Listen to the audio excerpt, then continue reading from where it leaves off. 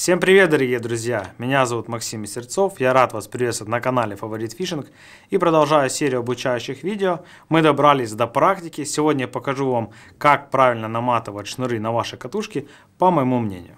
Правильно намотанный шнур сделает вашу рыбалку намного приятнее и результативнее. Если намотка верная, то катушка не будет сбрасывать петли, тем самым путая ваш шнур, а дальность заброса вырастет на пару десятков метров. В погоне за дальностью заброса продвинутые рыболовы покупают более дорогие удилища, мотают тонкие шнуры, но часто забывают о том, что правильно намотанный шнур – залог успеха. Итак, что же нам нужно для того, чтобы правильно намотать шнур на вашу катушку? И в первую очередь это, конечно же, сама катушка и шнур, который мы будем наматывать.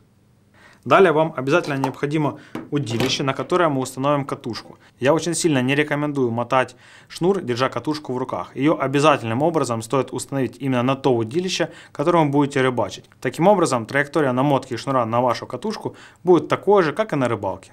Далее вам однозначно будет необходим бэкинг. В качестве бэкинга можно использовать леску или же старый шнур.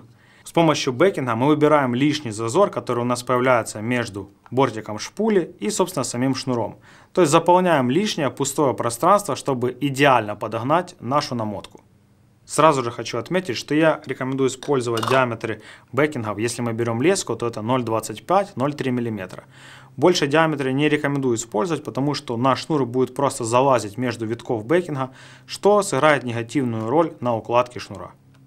При выборе количества бэкинга обратите внимание на лесоемкость шпули вашей катушки. Если шпуля мелкая, или эска, или шеллоу, как ее некоторые называют, то вам нужно будет меньше бэкинга. Если же шпуля глубокая, то бэкинга может потребоваться довольно много. А кому интересно узнать больше информации о катушках, то у нас уже есть отдельное видео по ссылочке выше. Сейчас я буду делать все пошагово и довольно медленно, просто объясняя очередность действий. Шаг первый. Берем комель нашего удилища и устанавливаем в него катушку. Далее берем шнур, который собираемся намотать на нашу катушку, продеваем его во входное кольцо нашего комля и закрепляем на шпуле нашей катушки. Делаем мы это при помощи определенного узла, который сейчас вам покажу. Свяжем с нашего шнура обычную петлю, складываем его вдвое и с помощью обычного двойного узла делаем петлю. Ничего сложного. У нас должна получиться обычная петля. Далее обрезаем ненужный нам хвостик шнура, который будет мешать намотке. С помощью нашей петли делаем удавку, которую набрасываем на шпулю нашей катушки. Главное перед этим не забыть открыть дужку катушки, для того, чтобы пропустить позже наш шнур через ролик лесоукладывателя. Сделали пару оборотов катушки и убедились в том, что удавку мы набросили верно, наш шнур не прокручивается. Если вы удавку набросили неверно, то весь наш шнур будет прокручиваться на шпуле нашей катушки. Необходимым условием также является то, что во время намотки вашего шнура на катушку он должен быть в натяжении. На практике вы можете попросить кого-то помочь вам. Проткните карандашом или ручкой бобину вашего шнура и попросите держать ее в натяжку. Но если вы уже оказались на водоеме, то просто поместите бобину вашего шнура в воду. Вода создаст нам необходимое натяжение шнура, которого вполне хватит для качественной намотки. После этого перематываем весь шнур на нашу катушку.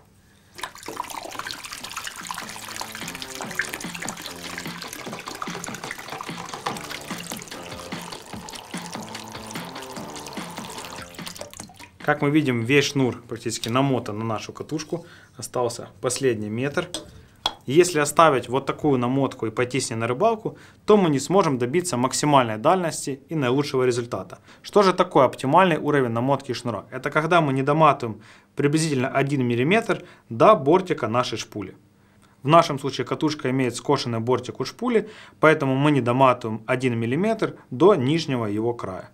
Далее свободное место на шпуле мы заполняем бэкингом, но перед этим не забываем его привязать. И хочу отметить, что вы никогда не угадаете, какое количество бэкинга вам нужно, прежде чем не намотаете шнур на вашу катушку. Идем дальше и привязываем наш шнур к леске. В правой руке у меня находится шнур, в левой леска. Скрещиваем наш шнур с леской и делаем 8 оборотов шнуром вокруг лески. Далее делаем сдваивание нашей лески и еще раз 8 раз обматываем шнуром вокруг уже сдвоенной лески.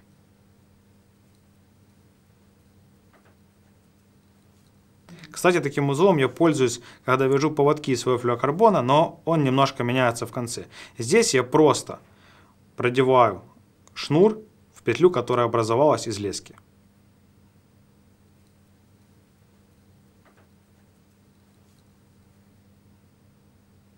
Смачиваю этот узел и затягиваю.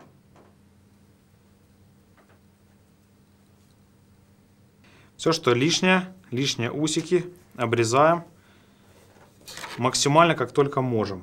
Потому как они в противном случае будут цепляться и мешать нормальному вылету нашего шнура. Помещаем вновь уже бобину с леской в нашу емкость с водой и начинаем наматывать количество бэкинга, как я уже отметил, миллиметр до края бортика.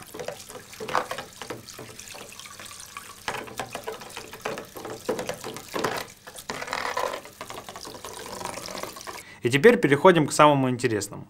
Количество шнура на катушке оптимальное. Миллиметр, как мы и сказали, до бортика шпули. Но мы не можем ловить на бэкинг, на леску. Мы же собрались ловить на шнур. Поэтому нам нужно поменять бэкинг и основной шнур местами. Для этого совершим несколько манипуляций. Если у вас есть запасная шпуля, то просто меняем их местами. Наматываем в начале бэкинг, а позже будет сверху ложиться шнур. И можно отправляться на рыбалку. Если у вас нет запасной шпули, то дела обстоят хуже. Объясняю почему.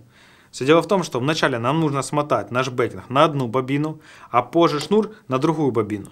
Если вы только начинаете, то у вас, скорее всего, осталась лишь одна бобина от шнура, которую мы намотали в самом начале, а второй бобины нет. Но в этом случае можно наматывать наш бэкинг на пустую бутылку или же другую емкость, с которой витки не будут слетать. Но этот процесс можно упростить, если у вас есть вторая запасная катушка. В этом случае мы бэкинг смотаем на бобину, которая у нас осталась от шнура, а шнур намного быстрее смотаю на запасную катушку. Также это дело можно ускорить в несколько раз, если в вашем распоряжении есть пресловутая машинка для смотки шнуров от Дачи Seiko. Японцы дело знают, но штука эта довольно небюджетная. Ну а мы с вами возвращаемся от японцев к самому народному и простому способу. Берем пустую бобину с-под шнура и сматываем на нее бэкинг.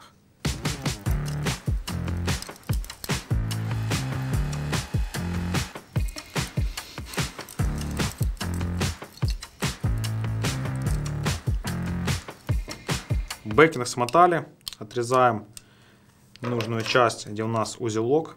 Какое количество лески здесь не знает никто, но я точно уверен, что это оптимальное количество бэкинга для этой катушки.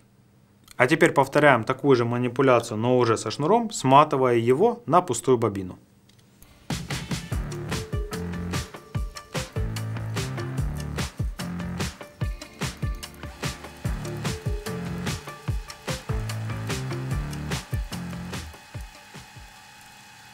Как видите, этот процесс довольно длительный и требует времени. Поэтому я настоятельно рекомендую заниматься вам этим дома, а не на рыбалке, когда хочется быстрее забросить приманку в воду. В итоге у нас получилось две шпули, на одной из которых находится наш бэкинг, на другой шнур. Теперь все заново наматываем в начале бэкинг под низ, связываем его со шнуром и уже сверху наматываем в идеальнейшем положении шнур.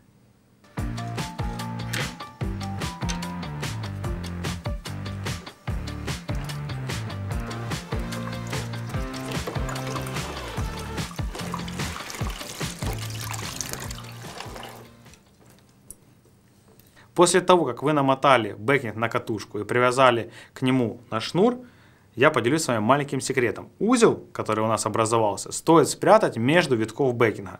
Таким образом, при вылете шнура, когда его останется совсем чуть-чуть, он не будет цепляться за этот узелок и позволит комфортно дорыбачить оставшимся отрезком шнура. И вот мы уже на финишной прямой. Помещаем шнур в воду. Финальная намотка.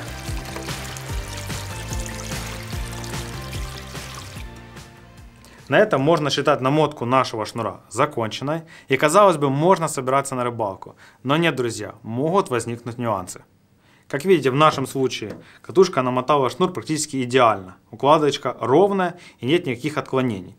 Но так бывает не всегда. Иногда катушки кладут шнур не по совсем идеальной форме.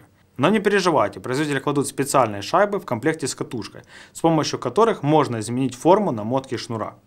Если вы видите, что ваша катушка мотает шнур в виде конуса, то есть в верхней части шпули шнура не хватает, а в нижней ее слишком много, в этом случае вам просто нужно убрать одну шайбу со штока вашей катушки. Если ситуация не улучшилась, то уберите еще одну шайбу или поменяйте ее на более тонкую. Если же катушка наоборот мотает шнур в виде обратного конуса, то есть вверху шнура много, а внизу его не хватает, в этом случае добавляем шайбы, пока намотка шнура вам не покажется идеальной. Вот так за пару простых шагов вы сможете оптимальным образом намотать шнур на вашу катушку и получать максимальное удовольствие от рыбалок, не распутывая петель. Ну а с вами был я, Максим Местерцов. Не забывайте подписываться на канал, задавать свои вопросы в комментариях. Увидимся на Фаворит Фишинге.